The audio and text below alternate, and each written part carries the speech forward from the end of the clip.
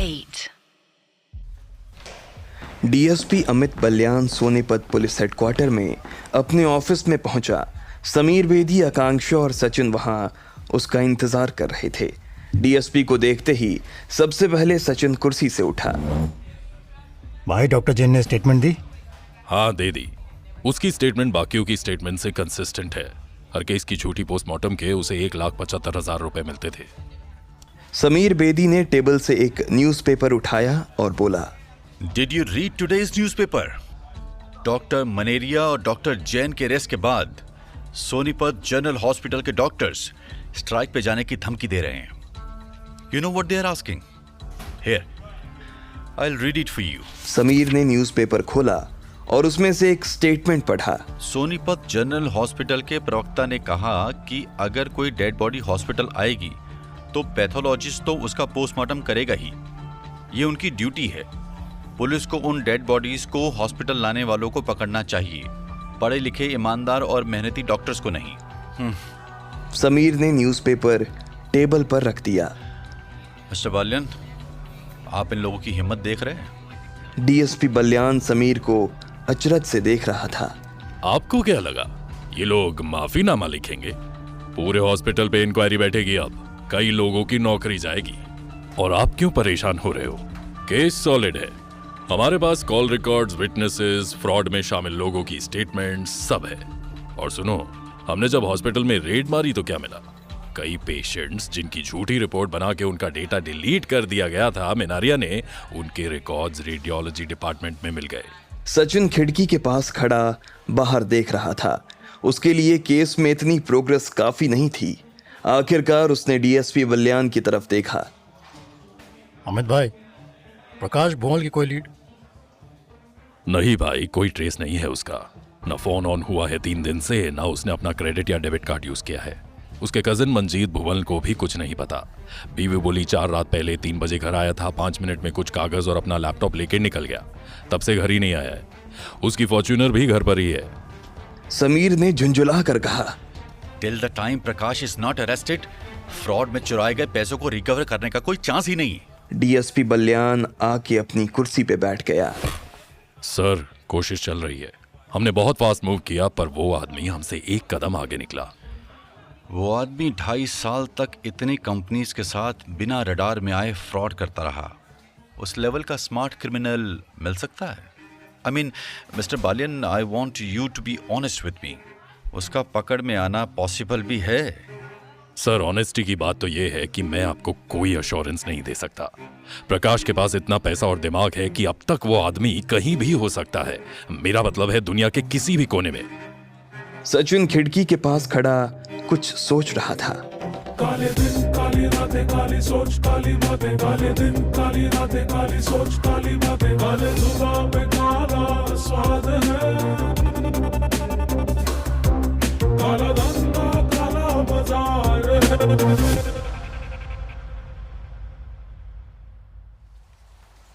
देहरादून के एक होटल के कमरे में प्रकाश भुनवल खिड़की के सामने खड़ा था। खिड़की के बाहर सामने मसूरी की पहाड़ धुंध की चादर ओढ़े हुए थी।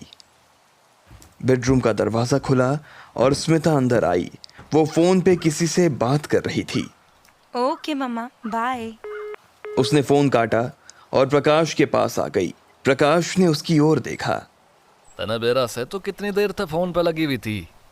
सॉरी बेबी, मैं मम्मा से। वही मम्मा जिसने तन्ने घर से बाहर निकालने के बाद 2 साल तार से बात ही को नहीं करी। बेबी, वो मेरी मॉम है and I am so stressed. हम 6 दिन से यहाँ हैं और कब तक रुकना पड़ेगा यहाँ पे? अरे सुन, पैकिंग शुरू कर। आज रात दिल्ली के लिए निकलना है। हमारा नया पासपोर्ट बन गए। कल सुबह वो लेने हैं और कल रात लंदन की फ्लाइट से है। Oh okay. स्मिता ने डरते हुए कहा। बेबी, हम कभी तो लंदन से वापस आएंगे ना? प्रकाश ने उसके चेहरे पे घबराहट देखी। वो मुस्कुराया और उसने स्मिता को कमर से खींच के अपनी बाहों में ले लिया।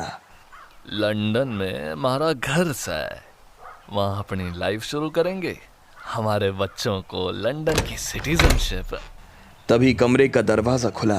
प्रकाश ने दरवाजे की तरफ देखा। होटल के एक स्टाफ मेंबर ने चाबी से दरवाजा खोला था। तभी उसे हाथ से बगल में ढकेल के डीएसपी बलियान कमरे में दाखिल हुआ।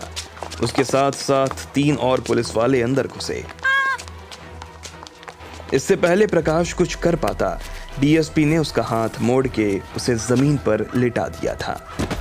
एक लेडी कांस्टेबल ने अंदर आके स्मिता का हाथ पकड़ा। प्रकाश जमीन पर लेटा हुआ दिख रहा था। दरवाजे पे खड़ा एक आदमी उसे घूर रहा था। प्रकाश ने उसका सिर्फ नाम सुना था, उसे कभी देखा नहीं था। Private investigator Sachin Yadav.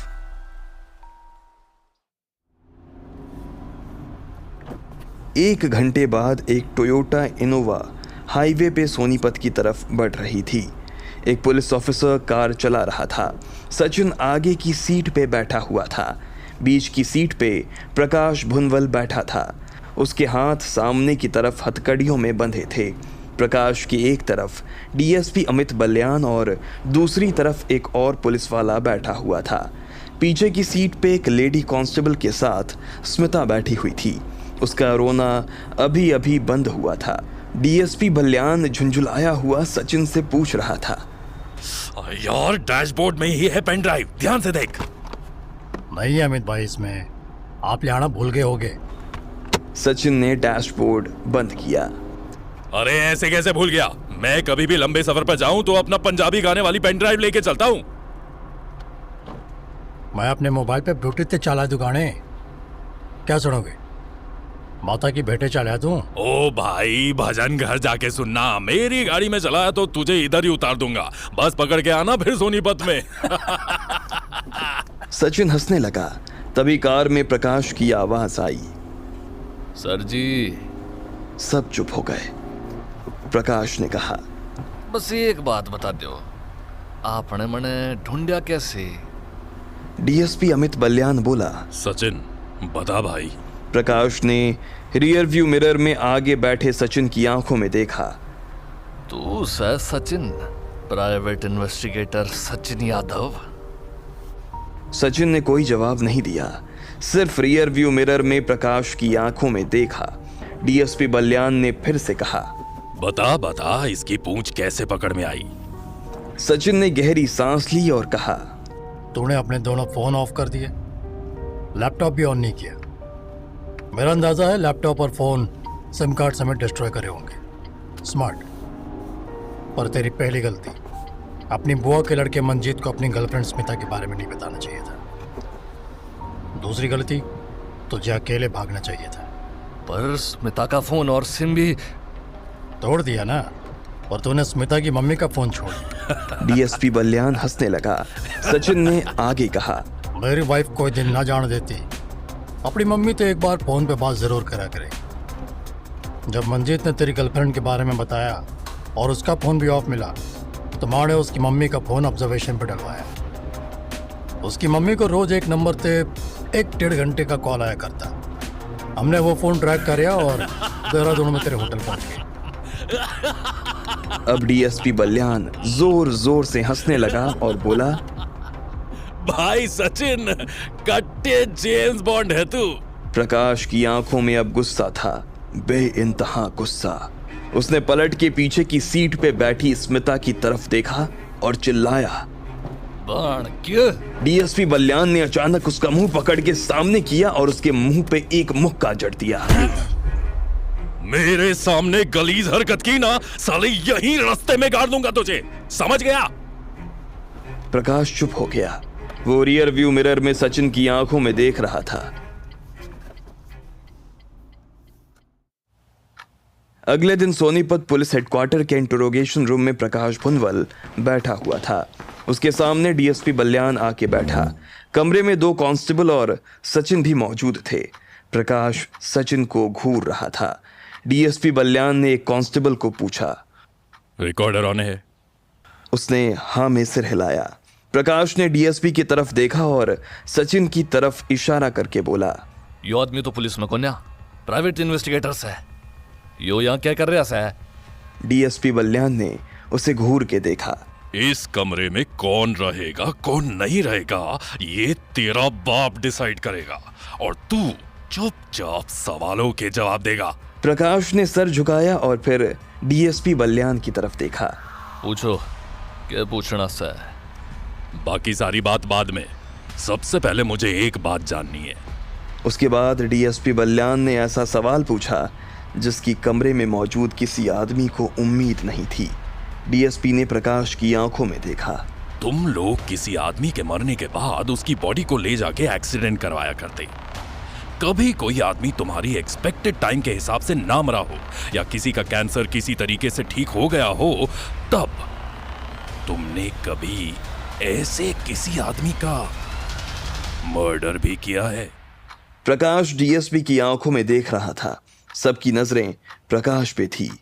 कमरे में अब बिल्कुल सन्नाटा था।